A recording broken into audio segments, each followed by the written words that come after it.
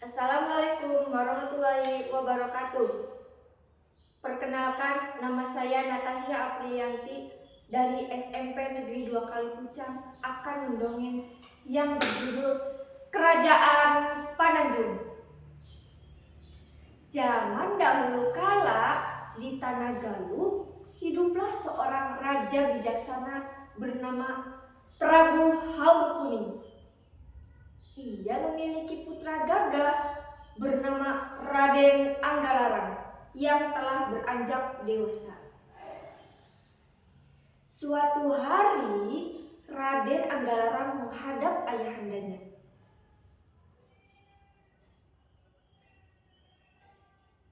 "Ama, saya ingin mendirikan kerajaan sendiri di pesisir selatan.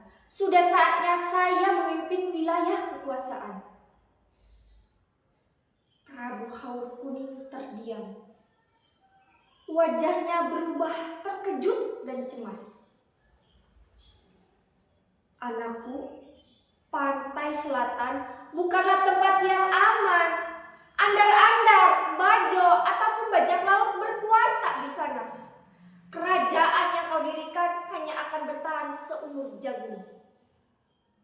Memang, pantai selatan saat itu merupakan daerah tempat andar-andar mencari pangan. Sehingga sampai sekarang terkenal dengan nama Pangandaran, yang artinya tempat mencari pangan bagi andar-andar. Namun Raden Anggalarang tetap teguh. "Maafkan hamba, Ama. Justru di sanalah saya ingin membuktikan kemampuan." Akhirnya, dengan berat hati, sang raja mengizinkan. "Pergilah, tapi ingat bahaya selalu mengintai." Berangkatlah Raden Anggalarang bersama Dewi Samboja, istrinya yang cantik jelita serta para prajurit.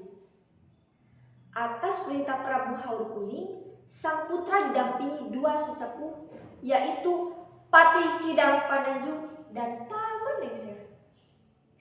Konon, keraton kerajaan ini berada di gua di ujung Tanjung atau cagar alam saat ini, yang tujuannya agar tidak terlihat oleh andar-andar. Keraton baru ini yang ukurannya tidak terlalu besar, namun sangat nyaman dikarenakan tepat berada di pesisir pantai dan pemandangan yang indah dengan hamparan laut yang luas. Kerajaan baru ini diberi nama Pananjung sebagai bentuk penghargaan kepada Patih Kidang Pananjung yang setia membersamai Raden Anggalarang. Raden Anggalarang dan Dewi Samboja adalah pasangan yang serasi. Keduanya memiliki rupa yang menawan dan sangat harmonis. Selain itu, raja muda ini sangat piawai membangun kerajaannya, sehingga berkembang sangat pesat. Tanahnya subur, lautnya kaya, rakyat hidup makmur. Tawa dan kehidupan memenuhi Pananjung. Namun, kejayaan itu mengundang bahaya. Gangguan yang dilancarkan andar-andar sangatlah menimpa naga. Mereka tidak suka diperintah, apalagi tunduk pada raja siapapun. Apalagi raja andar-andar mengetahui sang prameswari kerajaan merupakan seorang putri yang sangat cantik rupawan, sehingga semakin membuat penasaran dan ingin merebut kekuasaan. Serangan demi serangan dilancarkan oleh andar-andar. Pedang berkilat, musuh tumbang satu persatu di bawah pimpinan sang patih. "Pananjung selalu menang! Hidup Pananjung! Hidup Pananjung!" teriak para prajurit setiap kemenangan. Sayangnya, kemenangan itu membuat mereka lengah.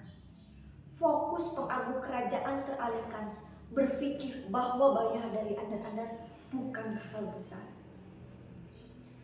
Ternyata di tengah laut, Raja andar-andar menggeram penuh amarah. "Aku akan harus tunduk padaku dan Dewi Samboja akan menjadi milikku. Pada suatu malam yang sunyi, saat seluruh kerajaan terlelap, para pasukan kerajaan tidak punya waktu untuk bersiap dan melawan serangan ini. Semua sudut kerajaan telah dikepung bajak laut. Patih dan Pananjung segera menghunus senjata. Selama aku masih berdiri, Pananjung tidak akan runtuh. Ia bertarung sendirian, 1 lawan 100, 1 lawan 10. Tubuhnya penuh luka, namun langkahnya tak goyah. "Bentangkan panah api, bentangkan!" perintah Raja Andar-Andar. Ratusan panah api melesat, sebagian dapat ditangkisnya, namun sebagian melukai tubuhnya. Dengan sisa tenaga, ia masih menumbangkan lawan hingga akhirnya roboh dalam mempertahankan kerajaannya. Di dalam keraton, Paman Lengser tidak ikut berperang. "Raden, kita harus pergi, selamatkan diri," ucap Paman Lengser. Raden Anggalarang menggeleng dan ragu. "Haruskah kita mengalah, Paman Lengser? Umeong Meme dipacok, rakyat harus dibela, kerajaan pun begitu," jawab Raden Anggalarang. "Tidak usah, Raden, keraton musnah, rakyat tidak akan. Ada raja, tentu ada negara. Nyai Putri harus selamat, jangan jadi korban keserakahan orang-orang jahat." Raden Anggalarang terdiam. Hatinya hancur. Akhirnya ia mengangguk pelan. Terngiang ucap ayahandanya, mendirikan keraton di pantai selatan hanya akan bertahan seumur jagung. Mereka pun melarikan diri.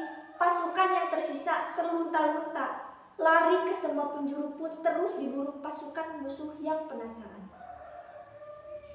Di tengah perjalanan, Raden berkata, "Paman, kita harus berpisah.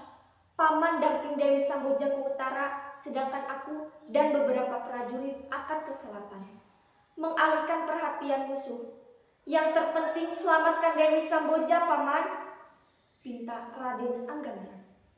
Mendengar itu, air mata Dewi Samboja tak dapat tertahankan. Sepanjang perjalanan, bagi Dewi Samboja terasa semakin berat. Namun, perjalanan Raden Anggalarang jauh lebih berat karena Andar-Andar terus mengejarnya. Dan di daerah Padang Teluh terkepung dari 3 arah. Pertempuran sengit pun tak terhindarkan. "Maju! Maju!"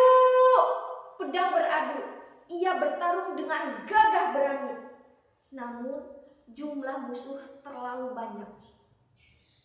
Akhirnya ia gugur di medan perang dengan disaksikan Dewi Samboja yang sedang berada di sebuah bukit. Masa kejayaan kerajaan Pananjung yang dahulu makmur kini telah runtuh bersama gugurnya sang raja, dan berakhirlah Pananjung dalam kekuasaan Raden Anggalarang. Wassalamualaikum warahmatullahi wabarakatuh. Terima kasih.